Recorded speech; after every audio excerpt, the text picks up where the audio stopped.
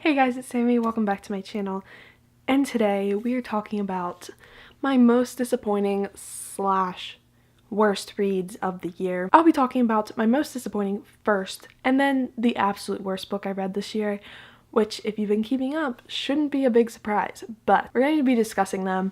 Most of these I'm calling most disappointing because technically I read them. I didn't give them necessarily a bad rating, but I was really disappointed because I thought a lot of these would be some of my new favorite books, and they were not. Okay, they just weren't. So without further ado, let's get into that. So starting off this year, I read a really fantastic audiobook, or what I thought was a really fantastic audiobook. And it started off so spectacularly well. I was so intrigued. I thought it was so good. And then it just went downhill so quickly. And that is The Royal We by Heather Cox. Okay?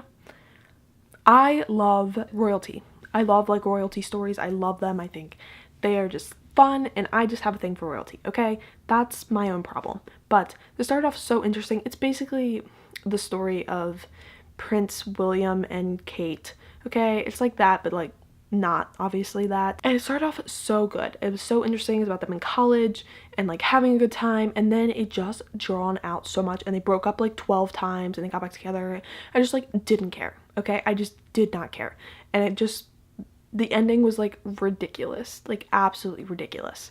So I didn't like it. I ended up giving it, I think, 2.5 stars because the beginning was so good, really, really amazing.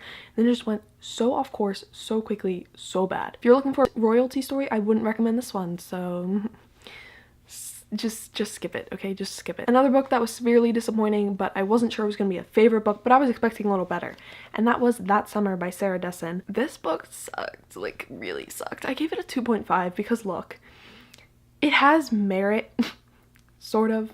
It's a coming of age sort of story. I think the main character in this is 15 maybe, but this was also written in 1997, which really, really stood out. You know how people are pop culture references aren't going to stand up through time? I think it's Simon versus Homo sapiens Agenda has a bunch of pop culture references, and people are if you read this book in 20 years, no one's gonna know what you're talking about. This is how I felt. I read this, and I didn't know what these were I didn't know what was going on. I was born in 1999, guys. I have no idea anything about this. I was so confused. And on top of that, it just wasn't great writing. I didn't like the plot. It had this weird plot with this 14-year-old girl and her sister's old boyfriend, but it wasn't romantic, but it was weird, and I didn't like it. I'm gonna give her another chance. I have all of her books, but just skip this one if you can. Just skip it. This next book I thought was gonna be one of my new favorite books of all time. Look, okay, it's Fangirl by Rainbow Rowell. I gave it 3 stars. I thought it was gonna be a new favorite book, but I could not stand the main character at all. I hated her. I really did not like her. And I know sometimes you don't have to like the main character, but it really inhibited my reading experience in this case, and I really couldn't stand her. I made a whole video about it. I will link it up above because I don't want to ramble on and on about this again, but you can watch it there. Basically, what it came down to is I didn't like Cav. I loved Levi. I loved their sort of romance sort of thing, but Cav literally drove me up a wall. So, disappointing. And this should also come as no surprise as a disappointing read. A Court of Frost and Starlight. I put ACOWAR on my list last year because even though I gave that book 5 stars, I was disappointed. I ended up giving this book, I think, 3.5 stars, if I am correct. Let me look it up. Yeah, I gave this 3.5 stars, which is definitely low. That's the lowest I've rated a Sarah J Maas book. I've rated them all 5 stars. I just didn't enjoy this. I thought it had just a lot of unnecessary sex, and it was just really oddly thrown around, and it was just gross, and I didn't like it. I mean, it's supposed to be a bridge novel between this the last trilogy and the new trilogy she's doing. I don't fucking know. I'm so confused with what's going on with the series, but it wasn't really worth my time, and I didn't really like it. And yeah, the ending got better when it started getting into what the next book's gonna be about, but I really didn't care in the beginning. It was really hard to get into. So there's that. And the last book I'm going to talk about very briefly because I will rant.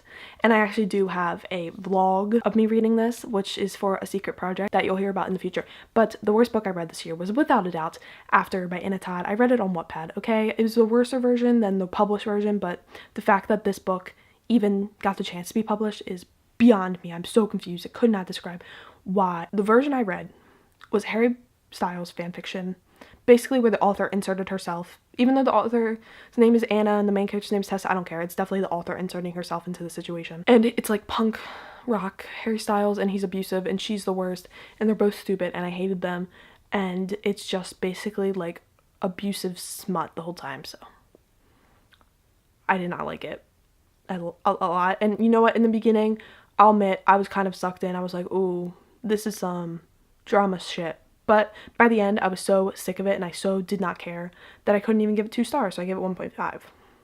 Because I will admit, I'm a trash for like trash books, okay? Like, I'm not going to sit here and tell you I'm not, because I am.